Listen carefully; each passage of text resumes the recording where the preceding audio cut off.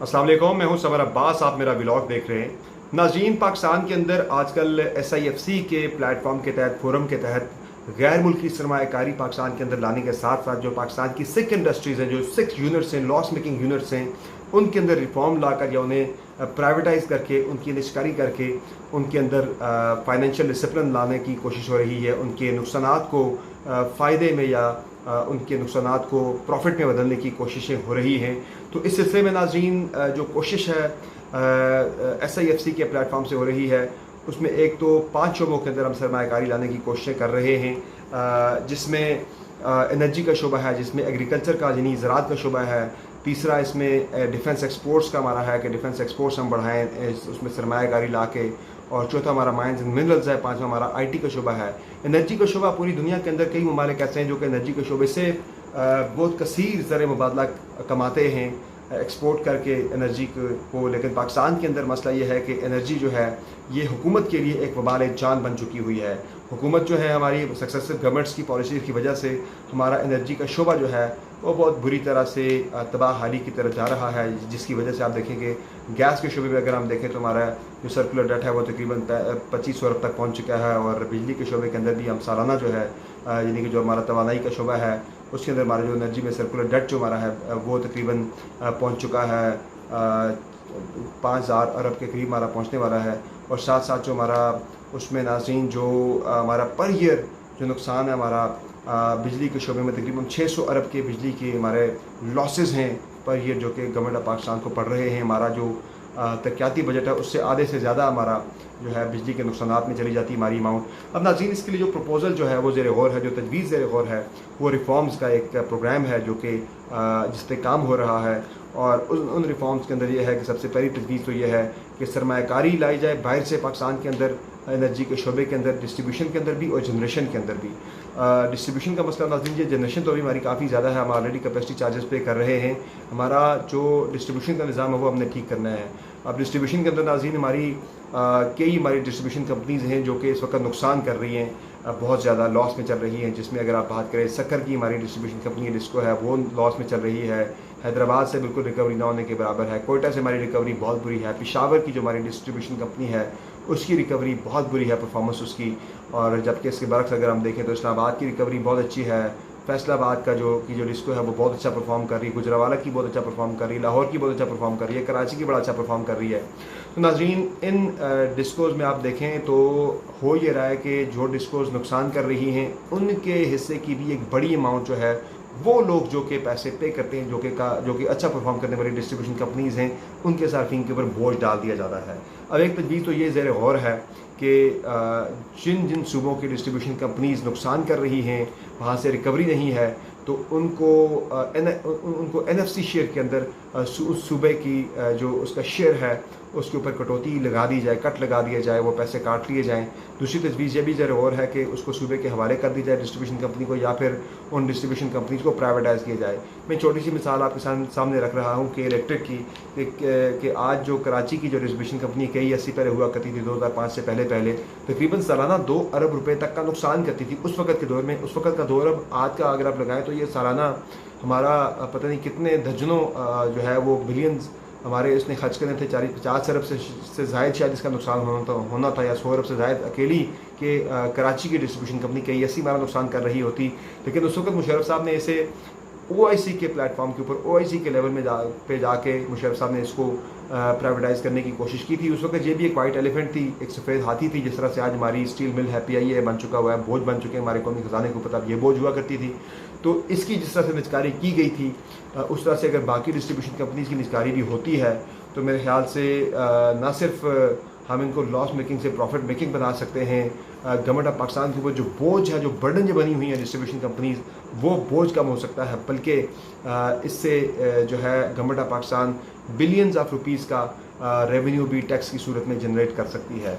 अब जनाब, होना यह है कि जब हम गैर मुल्की सरमायाकारी की बात करते हैं तो K इलेक्ट्रिक जो है ये जनाब ख़रीदी थी 2008 के करीब जाके टेक ओवर किया था ऐसे। अलजुमे ग्रुप जो है सऊदी अरब का, जो कि जिसका एनर्जी के शोबे के अंदर बड़ा अच्छा इसका पोर्टफोलियो है, बड़ा अच्छा इसका प्रोफाइल है। जो शेल की डिस्ट्रीब्यूशन है इन गल्फ कंट्रीज़ वो इसी ग्रुप के पास है, फिर उसके अलावा आप देखें कोका कोला की डिस्ट्रीब्यूशन भी इसी ग्रुप के पास है, फिर रिटेल सेक्टर के अंदर भी इनका बहुत बड़ा नाम है ये सऊदी अरब का अलजुमेह ग्रुप।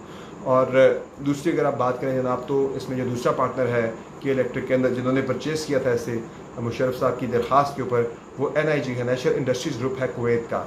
इन दोनों ने कंसोर्शियम बना के इलेक्ट्रिक को 2008 में लिया, टेक ओवर किया। उसके बाद तकरीबन 474 अरब रुपए की सरमायाकारी इन्होंने मिलकर के इलेक्ट्रिक के अंदर की है सिस्टम को बेहतर बनाने के लिए, जिसकी वजह से आप देखें कि इलेक्ट्रिक के सार्फिन की तादाद 18 लाख से बढ़ के 35 लाख तक चली गई मीटर्स की तादाद। फिर जो PMT यानी जो ट्रांसफार्मर्स थे वो 10 से 12,000 से बढ़ के 32,000 पे चले गए। डिस्ट्रीब्यूशन के सिस्टम को बेहतर बनाया गया, जो जनरेशन है उसको इम्प्रूव किया गया, और इसके साथ साथ यानी बड़ी एक बेहतर सरमायाकारी जो है कराची के जो डिस्ट्रीब्यूशन का निज़ाम है उसके अंदर की गई। इसके बाद आप देखेंगे कराची KESC जहाँ 2 अरब का सालाना नुकसान करती थी, वहाँ इसने रेवेन्यू अर्न करना शुरू कर दिया गवर्नमेंट ऑफ पाकिस्तान के लिए। एक टाइम के बाद इसने टैक्सेस की सूरत में वो रेवेन्यू भी दे रही है गवर्नमेंट ऑफ पाकिस्तान को। अब नाजरीन, जब हम बात करते हैं कि गैर मुल्की सरमायाकार को हमने पाकिस्तान के अंदर लेकर आना है, तो उसके लिए हमारे पास एनर्जी के शोबे की जब हम बात करते हैं तो हमारे पास कुछ अच्छी मिसालें, कुछ सक्सेस स्टोरीज हमारे पास होनी चाहिए, जो हम उनके सामने जाकर रखें कि फ़लाँ ने इन्वेस्ट किया था, उससे इतना प्रॉफिट यहाँ से कमाया, तो आप लोग भी आएँ पाकिस्तान के अंदर इन्वेस्ट करें, बड़ी अच्छी गोल्डन अपॉर्चुनिटी आपके पास।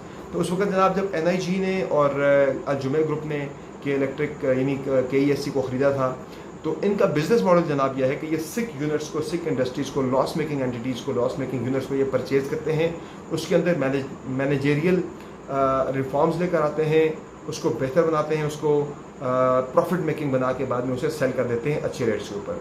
तो यही उन्होंने के इलेक्ट्रिक के अंदर किया। 474 अरब की सरमायाकारी करके के इलेक्ट्रिक को लॉस से, नुकसान से निकाल के उसको उन्होंने एक प्रॉफिट मेकिंग एंटिटी बनाया। और अब जनाब ये हुआ है कि जब उनके अपने यानी कि फ्रूट्स का यानी कि जब उनको अपना इसमें डिविडेंड या प्रॉफिट कमाने का उनके पास टाइम आया, तो हर्डल्स आ गई, कुछ ब्यूरोक्रेटिक हर्डल्स हैं, कुछ सिस्टम के अंदर हमारी गवर्नमेंट्स की आप कहें कि उनकी अदम दिलचस्पी जो है वो इसमें आड़े आ गई। हुआ यह जनाब, इंटरेस्टिंग स्टोरी, बड़ी इंटरेस्टिंग स्टोरी है, इसको ज़रा गौर से सुनिएगा कि के इलेक्ट्रिक की ख़रीदने के लिए तकरीबन 2015-16 में चाइना की शंघाई इलेक्ट्रिक कॉरपोरेशन जो है उसने अपना इंटरेस्ट शो किया, और शंघाई इलेक्ट्रिक ने जो है तकरीबन 8 से 9 अरब डॉलर की, this is hell of amount, हम शेयर डॉलर के लिए IMF के सामने जाके हमने नाक रगड़ी, नाक सामने लकीरें खींची, तो 8 से 9 अरब डॉलर पाकिस्तान के एनर्जी सेक्टर के अंदर सिर्फ शंघाई इलेक्ट्रिक कॉरपोरेशन जो है वो इन्वेस्ट करना चाह रही थी कि इलेक्ट्रिक को लेने के बाद। अब जनाब हुआ ये कि जब नहीं हो सका मामला, ये आगे बढ़ नहीं सका, उसकी वजह यह है कि इलेक्ट्रिक और हुकूमत के दरमियान जो लेगेसी इशूज़ चल रहे हैं, जो लेगेसी मैटर्स हैं, यानी कि जो के इलेक्ट्रिक और गवर्नमेंट के दरमियान रिसीवेबल्स और पेएबल्स का एक तनाज़ा चल रहा है। कुछ पैसे देने के इलेक्ट्रिक ने SSGC के सुदर्न गैस कंपनी के, और कुछ पैसे गवर्नमेंट ऑफ पाकिस्तान ने के इलेक्ट्रिक के देने हैं। अब जब आप इनको सॉर्ट आउट करते हैं, इन पैसों को जब आप जाके रिकनसाइल करते हैं, तो एंड पे जाके वो थोड़ी सी अमाउंट किसी ने एक ने दूसरे की देनी होगी, शायद गवर्नमेंट ऑफ पाकिस्तान ने ही के इलेक्ट्रिक की देनी हो। तो जनाब हो ये रहा है कि तकरीबन 13 अरब के करीब के इलेक्ट्रिक ने SSGC सुदर्न गैस कंपनी के देने थे। उसके ऊपर ये हुआ कि SSGC ने उसके ऊपर प्रॉफिट पे प्रॉफिट यानी कंपाउंडिंग कर करके उन्होंने इतना ज़्यादा प्रॉफिट जो है उसके ऊपर लगा दिया कि अब वो पौने 200 अरब के ऊपर जाकर उनकी अमाउंट पहुंच चुकी है। जो प्रिंसिपल अमाउंट थी वो 13 अरब से बढ़ के इतनी ज़्यादा उन्होंने बना दी हुई है के इलेक्ट्रिक के ऊपर कि अब वो बिल्कुल पे करना उनके लिए नामुमकिन हो चुका हुआ है। अब के इलेक्ट्रिक के पैसे जो गवर्नमेंट की तरफ हैं, जो रिसीवेबल्स हैं, उसके ऊपर वो प्रॉफिट चार्ज नहीं कर रहे। तो अब मसला यहाँ पर ये आ रहा है, जो बहुत दिलचस्प बात जिसकी मैं बात कर रहा था, आप ज़रा गौर से सुनिएगा। जो काबिल गौर मामला है वो ये है कि इस मसले को हल करने में सबसे बड़ी जो रुकावट है वो ख़ुद SSGC है। वो नहीं चाहते ये मसला हल हो, क्योंकि रिकनसाइल अगर होता है तो फिर ज़ाहिर है पूरी अमाउंट नहीं देनी होगी, कुछ पैसे इधर से कम होंगे, कुछ वहाँ से कम होंगे। जो इन्होंने इतना इंटरेस्ट चार्ज किया हुआ है उस इंटरेस्ट को कम किया जाएगा, या प्रिंसिपल अमाउंट ही ली जाती है अगर, या उससे थोड़े से पैसे ज़्यादा लिए जाते हैं। तो SSGC के अंदर ये हुआ जनाब कि उन्होंने कंपाउंडिंग कर करके इंटरेस्ट के ऊपर इंटरेस्ट लगा के अपने रिसीवेबल्स के अंदर से अमाउंट को शो करके, जो कि अभी लेनी है उन्होंने के इलेक्ट्रिक से ली नहीं है, रिसीवेबल्स को उन्होंने अपने अहदाफ के अंदर शो करके कि हमने इतने हमारे पैसे कमा लिए, तो वो उन्होंने रेवेन्यू ज़्यादा शो करके पेपर्स के अंदर लोगों ने बोनसेस लिए हुए हैं SSGC के बाबुओं ने। तो इसलिए वो नहीं चाहते कि ये मसला हल की तरफ जाए, वो हल की तरफ जाता है तो उन लोगों की एक तो क्लास भी हो जानी है और उन्होंने पैसे वापस भी उन्हें करने पड़ेंगे, उनकी इंक्वायरियाँ भी होनी है, तो इसलिए उस मसले को रिजॉल्व होता हुआ नहीं देख सकते। अब हो ये रहा इससे कि तो एक बहुत छोटे से इंटरेस्ट के लिए, छोटे कम लोगों के इंटरेस्ट की वजह से पाकिस्तान की बदनामी हो रही है पूरी दुनिया के अंदर। अलजुमे ग्रुप बारहा, जब हमारा डेलीगेशन रिसेंटली यहाँ से सऊदी अरब गया था तो सऊदी हुकाम की जानिब से भी ये मामला टेकअप किया गया था। फिर अलजुमे ग्रुप की जानिब से वज़ीर-ए-आज़म शहबाज शरीफ साहब को खतूत भी लिखे गए कि भाई साहब हमारा मसला हल कर दें। और शाहिद हक़ान अब्बासी साहब की सरबराही में कमेटी बनी थी PMLN के दौर पे, खान साहब के दौर में भी ये मसला चलता रहा और बाद में फिर शाहिद हक़ान अब्बासी साहब ने कमेटी को हेड किया और उन्होंने अपनी सिफारिशात बना के, पूरी रिकमेंडेशन बना के कैबिनेट को जमा करवा दी थी। कैबिनेट में इस मसले का हल होना था, कोई एक सोल्यूशन निकलना था, लेकिन वो सोल्यूशन नहीं निकल सका, वो मसला पेंडिंग पड़ा है।